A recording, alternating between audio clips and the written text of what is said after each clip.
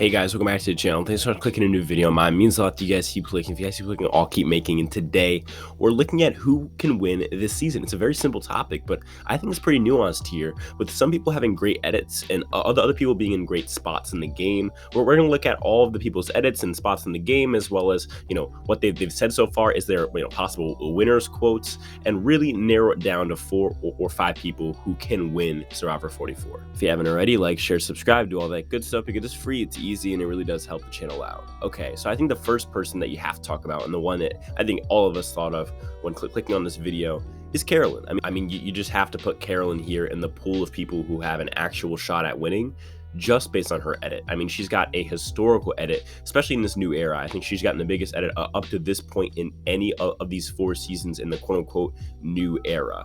I really think that production is trying to paint her side as the right side, quote-unquote. I'll give you an example. At the pre-merge meetup with her, Danny and Brandon are hitting it off, and Carolyn's kind of left isolated. Now, if Carolyn wasn't getting a good edit, they would have just shown this as Danny and Brandon being like, well, she was really quiet. Like, I don't understand. Like, she's playing the game bad. But they showed it from her perspective, showing us how Danny and Brandon were quote-unquote leaving her out almost, which is really, really good for her edit, because they easily could have turned that around on her and her not having good social gameplay. So it's just the small things like that that really make you think that the entire story is being told through her and maybe also Yam Yam's perspective, and it leaves her in a fantastic spot. And I really think that the key difference here between her and Yam Yam is that while Yam Yam's edit is a bit rough, like he has some villainous moments and some moments where he's kind of the quote-unquote bad guy, there's never a moment where Carolyn is like the bad guy. She's always the person who you're supposed to agree with, the person who you're supposed to root for, and it leaves her in a great spot to win. As far as her strategy, of course, she's a flawed player. She plays the game emotionally, but I don't think she's so emotional that it's like an Abby Maria situation where she just has no chance because she just plays the game on whatever feeling she has at this exact moment. It's almost there, but she has a little bit of strategy to her. It's really her social game that's lacking, that keeps her from being almost a lock to be the winner here. On top of that, her edit is very obvious. So like, if she is the winner, it'll almost be a bit too easy to guess. And that does make you think that maybe she gets booted out around 5, 6, 4, but we'll just have to see. The next person I have on my list is Danny. I think Danny, for me, if Carolyn has the best edit, Danny has the best position in the game.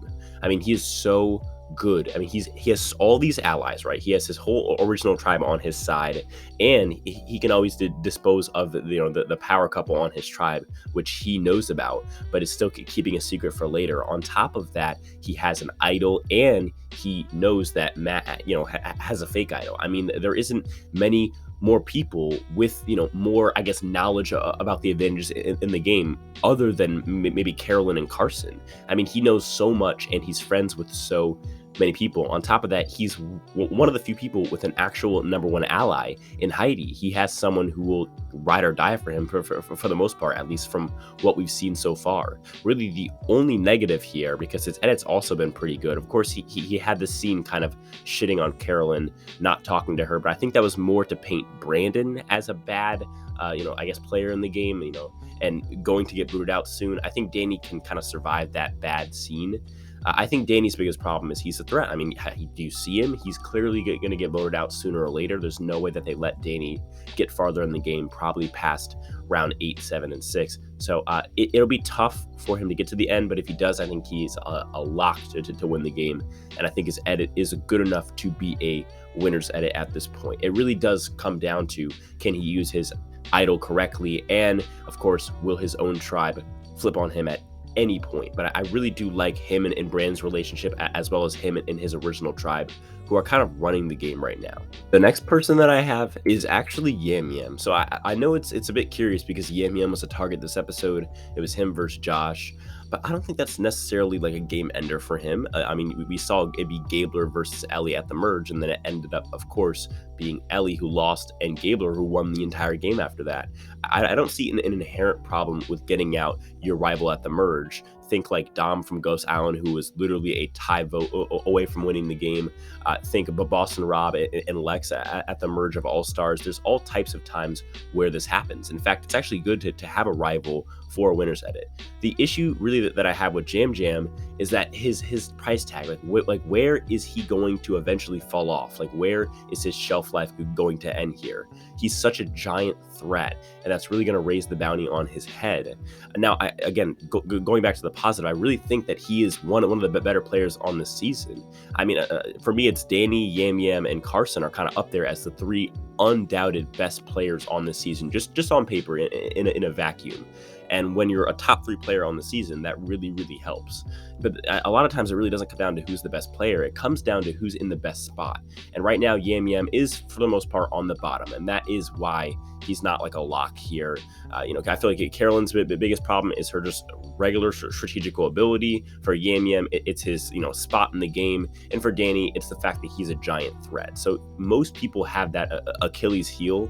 And for Yam Yam, it's going to be the fact that he's just simply not in the majority right now. And I think it's best for Yam Yam's game if he can get that Carson, Carolyn, and him alliance to work there. That Three Stooges alliance can really help Yam Yam in the game a lot. And for me, the other person that I'm looking at as a possible winner here is Carson.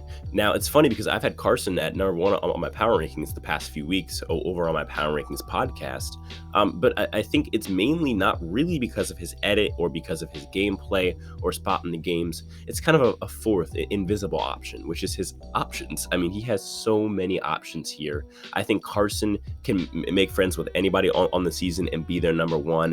And I think that's something very unique to him. Danny's too big of a threat. Carolyn's too crazy. And Yam Yam is just too slimy. I feel like Carson, to me, has the best social game so far on the season. Jamie would like to tell you that she has Carson's game, when in reality, Jamie isn't as liked as Carson is and will not do as well in front of a jury as Carson is. But what Jamie claims to have, being friends with basically every single person on the season, is what Carson actually has.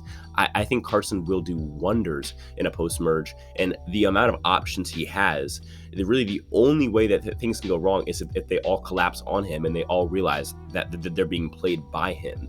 But if he can keep that under wraps, I think he's going to have a clear path to the end, and not only that, but several different types of clear paths to the end, which most players don't have. Most players don't really have choices. They more have like 1 or 2 options, and that's it. But with Carson, I think he can go literally to the end of the game with almost anybody on this season. And I think him being in with this Brandon and Danny Meathead alliance helps him. And lastly, I think he beats anybody at the end, probably in this season, by a decent margin, which really puts him in a great spot where he doesn't have to worry about taking a goat to the end. But what do you guys think? Who are y'all's winner picks? Let me know down below in the comments. As always, none of this happens without you guys. I'm just a weird guy speaking in a weird microphone. That's I'll talk to you guys in the next one.